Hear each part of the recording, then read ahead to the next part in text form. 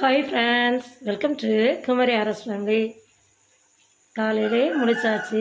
இன்றைக்கி 2வது நாள் பிபிஎஸ்க்கு வந்து சாப்பாடு கொடுக்கணும் அப்படின்னுலாம் பிபிஎஸ் டைரக்டர்மாக இருக்குது. அதனால் சாம்பாருக்கு வந்து காய்கறிலாம் வெட்டி பருப்புலாம் போட்டு வேக வச்சுருக்கிறேன். அது வெந்த பிறகு நம்ம சாம்பார் பொடியெலாம் போட்டு கொஞ்சம் காயத்தூள் மஞ்சள் தூள் எல்லாம் போட்டு மாதிரி கருவேப்பிலை மல்லியிலெல்லாம் போட்டு அப்புறம் கால்சம் பண்ணி நம்ம ஊற்றிட வேண்டியதான். தேவையான அளவு தண்ணிலாம் ஊற்றி, மற்றபடி வெங்காயம் தக்காளி பூண்டு காய்கறி பருப்பு எல்லாமே போட்டாச்சு. அடுத்து வந்து இந்த சைடில் வந்து கொஞ்சம் ரவையும் கொஞ்சம் முந்திரி பருப்பும் கிஸ்மிஸ் பழமும் வறுத்து வச்சுருக்கிறேன். இந்த 2 வறுத்து வச்சுருக்கிறேன், அது இருக்குது. அடுத்து இந்த சைடில் வந்து தண்ணி வந்து கொதிக்க வச்சுருக்கிறேன். தண்ணி வந்து கொதிக்கட்டும். நான் வந்து கலர் பொடி போடலை, சும்மா வெள்ளையாக தான் நம்ம கேசரி கிண்ட போகிறோம். கேசரி கிண்டிட்டு அப்புறம் இப்போ அடுத்த வேலையை செய்யலாம். இதில் வந்து உளுந்து வந்து நனைய வச்சுருக்கேன். எங்களுக்கு வந்து கரண்ட் வந்து நைட்லேயே கரண்ட்டு போயிட்டு வந்துக்கிட்டு இருக்கு. இப்போ வந்து இது வந்து இன்வெர்ட்டரில் ஓடிக்கிட்டு இருக்கு. அதான் சரி என்ன இப்போ அரைக்க வேண்டாம் அப்படின்னு பார்த்தேன், கொஞ்சம் விடியட்டும் அப்படின்ட்டு. அதனால் இருக்குது. மறுபடியும் சட்னி வைக்கணும். வெளியில் போய் தான் தேங்காய் உரிக்கணும்.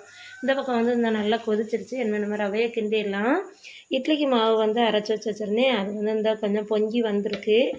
அந்த பக்கம் வந்து அவங்களுக்கு கொடுத்து விட்றதுக்கு இந்த சைடில் இருக்கிறது வந்து ஃபாஸ்ட்டுக்கு கொடுத்து விட்றதுக்கு. ஃபாஸ்ட்டில் அவங்க 4 பேர் உண்டு.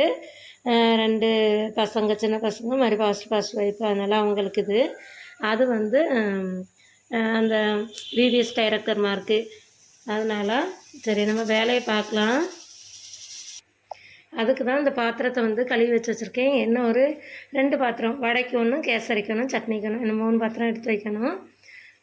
சரி பார்க்கலாம். நான் வந்து இந்த பக்கம் வந்து ரவையை வந்து போட்டுட்டேன்.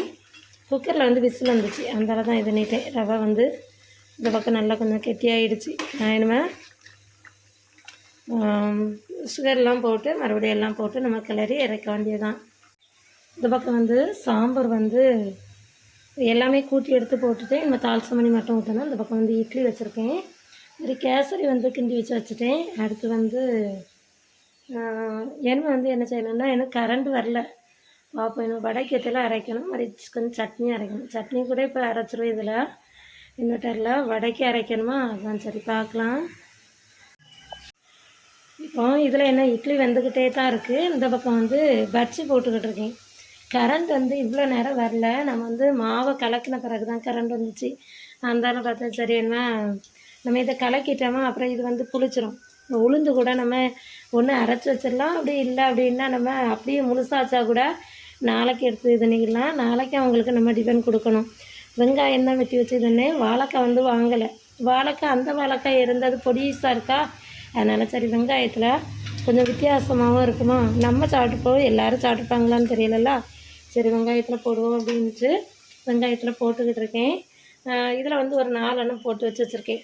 மறுபடியும் இந்த சைடில் வந்து நடந்துகிட்ருக்கு, வேலை வந்து நடந்துகிட்ருக்கு. மறுபடியும் சட்னி வந்து அந்தெல்லாம் கரண்ட்டு இல்லை. அந்த சமயத்துலேயே கொஞ்சம் இன்வெர்ட்டரில் அந்தெல்லாம் அரைச்சி எடுத்துட்டேன்.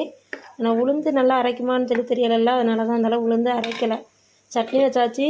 சாம்பார் வந்து இந்த கீழே இருக்குது, சாம்பார் வச்சாச்சு. இட்லி வந்து இவ்வளோது வேக வச்சு எடுத்தாச்சு. அடுத்து வந்து பஜ்ஜியும் போட்டுக்கிட்டு இருக்கேன். அவ்வளோதான் வேலை முடிஞ்சது. எருமை வந்து இந்த பஜ்ஜி போட்டோன்னா நம்ம எல்லாத்துக்கும் அவங்களுக்கு வந்து சாப்பாடு எடுத்து வச்சிடலாம். அதுக்கு பிறகு மாதிரி கேசரியும் கிண்டிட்டேன். அவ்வளோதான் பார்க்கலாம். மறுபடியும் 2 3 பாத்திரம் இருக்குது. என்னோட பசங்களுக்கு சாப்பாட்டுக்கு வந்து பிரியாணி வெஜ் பிரியாணி செய்ய சொன்னாங்க. அவங்களுக்கு வந்து இன்றைக்கி வந்து இந்த அன்பின் விருந்து, அதனால் அதெல்லாம் அவங்க செய்ய சொன்னாங்க. சரி அப்போ நம்ம இனிமேல் அதுக்கு பிரியாணியும் செய்யணும். அது வந்து இதெல்லாம் சமையலை முடிச்சுக்கிட்டு அதுக்கு பிறகு தான் அதை செய்யணும் அப்படின்னு நினச்சிருக்கேன். அதனால் எங்களுக்கும் சேர்த்தே ஒரேடியாக வச்சுட்டு ஒரு நேரத்துக்கு சாப்பிட்டுட்டு நைட்டுக்கு மாவு இருக்குங்களா, அந்த பிறகு மாவு நிறையா இருக்குது. அப்போ நம்ம தோசை என்னதாவது சுட்டி வச்சு சாப்பிட்டுக்கலாம் அப்படின்ட்டு இருக்கேன். பார்க்கலாம். இப்போ வந்து வேலை எல்லாமே முடிச்சுட்டேன். இட்லி வந்து ஒரு சட்டி எங்களுக்காக தான் வச்சுட்ருக்கேன். மறுபடியும் வந்து இதில் 2 3 பாத்திரம் இருக்குது. என்ன இதெல்லாம் கழுவணும். இதில் வந்து கொஞ்சம் சட்னி இருக்குது, அவங்களுக்கு வச்சது போக. இதில் சாம்பார் இருக்குது. அடுத்து இதில் வந்து இட்லி இருக்குது. இதில் வந்து இப்போ 4 இட்லி இருக்குது, அங்கே ஒரு 11 இட்லி இருக்குது. இது எங்களுக்கு தாராளம் போதும். அடுத்து வந்து மாவு எண்ணெய் எடுத்து ஒரு பாத்திரத்தில் ஊற்றி அதை ஃப்ரிட்ஜில் வைக்கணும். பஜ்ஜி வந்து சுட்டுட்டேன், அது இருக்குது. கேசரி வந்து காமிக்கிறேன். கேசரி வந்து இந்த இருக்குது, இது அவங்களுக்கு எடுத்து வச்சுட்டேன். இதில் கேசரியாக இருக்கா. அடுத்து வந்து அப்படியே நம்ம இங்கே வருவோம். இதில் வந்து 2 பார்சல் வச்சாச்சு அவங்களுக்கு சாப்பாடு. இது வந்து டைரக்டாக மார்க் வச்சுருக்கேன். இந்த மாதிரி இட்லிக்குள்ளேயே அதில் வடை வச்சுருக்கேன். இந்த வச்சு கேசரி இருக்குது, அதில் சாம்பார், இதில் சட்னி, அகப்பை போட்டிருக்கேன். மறுபடியும் இலை இருக்குது. இதில் வந்து ஃபாஸ்ட்டுக்கு வச்சுருக்கேன். ஃபாஸ்ட்டுக்கு சாப்பாடு, இட்லி, சாம்பார், சட்னி, கேசரி. மறுபடி வந்து கேசரி இந்த சைடில் இருக்குது. இதில் வந்து பஜ்ஜி வந்து பேப்பரில் மடக்கி அந்தளவு வச்சாச்சு. அவ்வளோதான், 2 பேருக்கும் சாப்பாடு ரெடி ஆகிட்டு அவங்கள வர சொல்லி கொடுத்து விட்றலாம். பசங்க வந்து சர்ச்சுக்கு போயாச்சு. அவங்க வந்து நிறைய சார்ட் பேப்பர், அதில் நிறைய டிசைன்லாம் வரைஞ்சி எடுத்ததுன்னாங்க. இந்த கிடக்கு பார்த்திங்களா, இந்த மறந்து வச்சுட்டு போயிட்டாலாம் என்னன்னு சொல்லி தெரியலை. ஏற்கனவே நிறைய ஒரு இது கொண்டுட்டு போனாங்க. மறுபடியும் இது வசனம் எழுதணுன்ற மாதிரி இருந்து அதுக்காக இது வச்சுருந்தா சரி பார்ப்போம் அப்படின்னா வருவாங்க திரும்பி. மறுபடியும் கலர் எல்லாமே வச்சு இதுன்னாங்க. வீடு வந்து இப்படி இருக்குது. அவங்க வந்து போயிட்டாங்க. பெர்சிலாம் சூப்பராக வரைஞ்சிருந்தா, நான் காமிக்கணும்னு நினச்சேன், மறந்துட்டேன். சரி பார்க்கலாம். அடுத்து வந்து இதில் வந்து சாம்பார் இருக்குது, கேசரி எல்லாமே இருக்குது. எனக்கு சாப்பிட்றதுக்கு வந்து எடுத்தாச்சேன். சரி ஒரு ஷார்ட் வீடியோ எடுத்துடலாம் அப்படின்ட்டு. மறுபடி பசங்க வந்து சாப்பிட்டுட்டு போயிட்டாங்க, நல்லா அந்த சாப்பிட்டுட்டு போயிட்டாங்க. இதில் வந்து பட்டாணி ஊற வச்சுருந்தேன்னா, நான் வந்து காலையில் அவங்களுக்கு டிஃபன் சாப்பாடு செஞ்சு கொடுக்கணுன்னு தான் நினச்சேன். அவங்க அப்பா வேண்டாம், மதியானம் நீ பசங்களுக்கு கொண்டு கொடுத்துரு அப்படின்னாங்க. சரி அப்போ நம்ம வந்து அதுக்கு முந்தி நம்ம ரெடி பண்ணிக்கிடலாம் அப்படின்னு சொல்லி நினச்சிருக்கேன். அதில் வந்து பட்டாணி ஊறுது, என்ன தான் சமையல் பண்ணணும். நேற்று வந்து பிரியாணி ரைஸ் வந்து வாங்கிட்டு வந்தாங்க. இதாக இருக்குது பார்த்தீங்களா. இது வந்து சாம்பார் பொடியும் மறுபடியும் இந்த இதான் இருக்குது, பிரியாணி மசாலாவும். இந்த ரைஸ் தான் வாங்கிட்டு வந்தாங்க, யூனிட்டி. ஆனால் தெரியலை எப்படி இருக்கும்ன்ட்டு. ஆனால் பாஸ்மதி ரைஸ் தானே, இது வரைக்கும் இது வாங்கினதில்லை. சரி யூஸ் பண்ணி பார்ப்பேன். எப்போவுமே ஒரே இதாக இருக்கிறது கொஞ்சம் மாற்றமாக இருக்கும்ல, அதனால தான். அடுத்து வந்து உளுந்து வந்து நனைய வச்சுருந்தேன்ல, அந்த உளுந்து கரண்ட் வந்து இப்போ மறுபடியும் போயிட்டு மறுபடியும் இருக்கிற இப்போ தான் வந்திருக்கு. நான் வந்து என்ன செய்ய பார்ப்பேன் அப்படின்னா, உளுந்தை ஆட்டி வச்சு ஒரு பாக்ஸில் வச்சுட்டாலும் நல்லா தான் இருக்கும். இல்லைன்னா நம்ம அப்படியே தூக்கி வச்சிட்டோன்னா காய்கறி கொஞ்சம் கழித்து ஆட்டிக்கிடலாம். இட்லி வந்து அதுக்குள்ளேயும் இருக்குது. இங்கே வந்து இட்லி பாத்திரத்துலேயும் இட்லி இருக்குது. இட்லி நல்லா இருந்தது. அவ்வளோதான். என்ன வந்து நான் இதை அவ்வளோத்தையும் நான் க்ளீன் பண்ணிவிட்டு மதியானம் லஞ்சுக்கு வந்து என்ன ப்ரிப்பேர் பண்ணணும். நைட்டுக்கு வந்து இட்லி வந்து இருக்குது. அப்படி இல்லைன்னா தோசை சுட்டு அவங்களுக்கு கொடுத்துடலாம். நாங்கள்லாம் இட்லி சாப்பிட்டுக்கிடுவோம். மதியானம் ஒரு நேரத்துக்கு தான் லன்ச் வந்து பண்ண பார்க்குறேன். பிரியாணி தானே, அதனால் நைட்டுக்கு வேண்டாம். எண்ணெயாக இருக்குமா, நெய் இருக்கும், அதனால் சரி நம்ம பார்ப்போம். நம்ம பானையெல்லாம் கழுவணும். மாவெல்லாம் ஊற்றி வச்சுட்டேன் ஃப்ரிட்ஜில். சரி என்ன வந்து நாங்கள் வந்து அவங்க டேடி இப்போ வருவாங்க, பசங்களை கொண்டு விட போனாங்க. அவங்க விட்டுட்டு வந்தோடனே அதுக்கப்புறம் சாப்பிட்டுட்டு மறுபடியும் உள்ள வேலைகளை பார்க்கணும். வீடெல்லாம் தூக்கணும், மறுபடியும் துணி கொஞ்சம் இருக்குது, அதை துவைக்கணும். அப்படியே ரெகுலர் வேலை நம்ம வேலை இருக்கும். மறுபடியும் ஆஃபீஸ் திறக்கணும். சரி பார்க்கலாம். இந்த பக்கம் வந்து பிரியாணிக்கு வந்து பட்டாணி, மறுபடி கொஞ்சம் பீன்ஸு, கேரட்டு எல்லாமே, உருளைக்கிழங்கு எல்லாமே போட்டாச்சு. மறுபடி தேங்காய் பால் ஊற்றியிருக்கேன். எல்லாமே போட்டுட்டு என்ன வந்து இது லைட்டாக கொதிக்கட்டும். இந்த பக்கம் வந்து அரிசி வந்து 1 கப் அரிசி வந்து எடுத்து ஊற வச்சுட்டேன். இது வந்து நல்லா ஊறி வந்துடுச்சு. ஏன்னா அது கொதித்தோடனே அதனால நம்ம இதையும் போட்டுடலாம். மறுபடியும் 2-3 மல்லியெல்லாம் போட்டுக்கலாம்.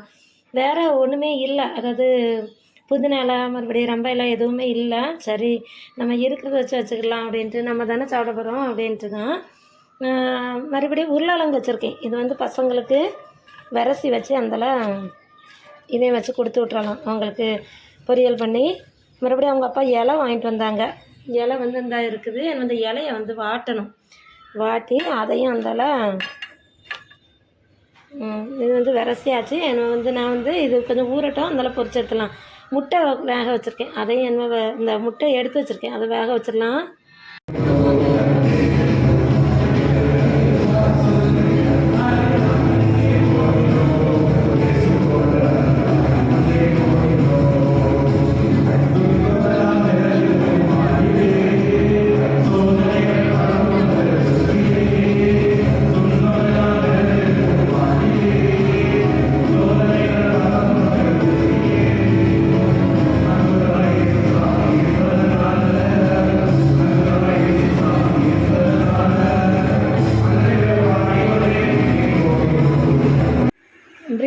வச்சாச்சு. பசங்களுக்கு பார்சல் பண்ணி கொண்டு கொடுத்துட்டும் வந்துட்டேன். அடுத்து வந்து இதில் வந்து கொஞ்சம் உருளைக்கிழங்கு பொரிச்சது இவ்வளோ தான் இருக்குது. மறுபடியும் அவங்களுக்கு பொரிச்சு வச்சு கொடுத்துட்டோன்னா எங்களுக்குள்ள 2 முட்டையும் இருக்குது. அவங்களுக்குள்ள தான் எனக்குள்ள தான். மறுபடியும் தயிர் வந்து இதாக இருக்குது. தயிர் உள்ளி வந்து அதை ரெடி பண்ணினேன். அதை வந்து அவங்களுக்கு பார்சல் பண்ணி அதையும் கொடுத்து விட்டாச்சு. அவ்வளோதான். என்ன வந்து பசங்க வந்து அங்கே நிற்காங்களா, அதுக்கு பிறகு தான் வருவாங்க. அவங்க வந்து 4 மணி ஆயிரும் வர்றதுக்கு. இனிமேல் நானும் ஒருபடி சாப்பிட்டுட்டு இவங்க வந்து டியூட்டிக்கு போயிருக்காங்க. அவங்க ஆஃபீஸ்க்கு போக வேண்டியது இருந்துன்னு போயிருக்காங்க. ஏன்னா அவங்க வர்றதுக்கும் லேட் ஆகும். ஏன்னா நானும் ஒருபடி சாப்பிட்டுட்டு அதுக்கு பிறகு பார்க்கலாம். அவங்க வந்த பிறகு அவங்களுக்கு சாப்பாடாக கொடுத்துக்கலாம். இந்த மணி வந்து 1 மணி ஆகிடுச்சு. நான் நேரத்தோடு சமையல் வேலையை பார்த்ததுனால பின்ன இது வந்து கொஞ்சம் ஃபாஸ்ட்டு தான். அதனால் மணி 1. நான் வந்து 12 மணிக்கெலாம் அங்கேருந்து போய் சர்ச்சில் ப்ரோக்ராம் நடந்தது பார்த்துருப்பீங்க. அதனால் சரி போயிட்டு எடுத்துகிட்டு வந்தாச்சு. பார்க்கலாம் இன்னும் சாயங்காலம் நான் என்ன வேலைகள் செய்கிறேன்ட்டு பார்க்கலாம். இப்போது நைட் ஆகிடுச்சி. நைட்டில் வந்து காஃபிலாம் போட்டு எடுத்து குடிச்சிட்டு பாத்திரம் எல்லாத்தையுமே கழுவி எடுத்து வச்சாச்சு. வெளியிலையும் எல்லாத்தையுமே கழுவி எடுத்து வச்சுட்டேன். இதில் வந்து குக்கர் வச்சுருக்கேன். இதில் கொஞ்சம் ஸ்வீட் செய்கிறதுக்கு இதை எடுத்து வச்சுருக்கேன். எல்லாம் எடுத்து வச்சுக்கிட்டா காலையில் செஞ்சிடலாம். அதனால் அங்கே கொஞ்சம் கொண்டைக்கடலை வந்து நனைய வச்சுருக்கேன். சரி என்ன அதை ஊறட்டும் அப்படின்ட்டு. இப்படி தான் இருக்குது. அதில் மிக்சியை அங்கே நவுட்டிட்டேன். மறுபடியும் வந்து கவுண்டர் டாப் வந்து இப்படி தான் இருக்குது. இவ்வளோ தான் இன்றைக்கி இந்த வீடியோ. அதாவது 2வது நாள் பிபிஎஸ்க்கு அவங்களுக்கு சாப்பாடு என்ன இதெல்லாம் கொடுத்தேன் அப்படின்ட்டு. அதுக்கு பிறகு வந்து நம்ம வெஜிடபிள் பிரியாணி செஞ்சுருந்தேன். அதுக்கு முட்டை அதெல்லாம் வச்சு அப்படியே சாப்பிட்டுக்கிட்டோம். அவ்வளோதான். சரி என்ன நாளைக்கு அடுத்த இன்னொரு சமையல் பண்ணுவேன். என்ன சமையல் பண்ணுறோன்னு பிபிஎஸ் வந்து 3வது நாள் உள்ளதை நம்ம நாளைக்கு பார்க்கலாம். Thank you friends. உங்களுக்கு இந்த வீடியோ பிடிச்சிருந்து அப்படின்னா மறக்காமல் லைக் பண்ணுங்கள், ஷேர் பண்ணுங்கள், கமெண்ட் பண்ணுங்கள். நம்மளுடைய சேனலை சப்ஸ்கிரைப் பண்ணிடுங்க. Thank you friends. பாய்.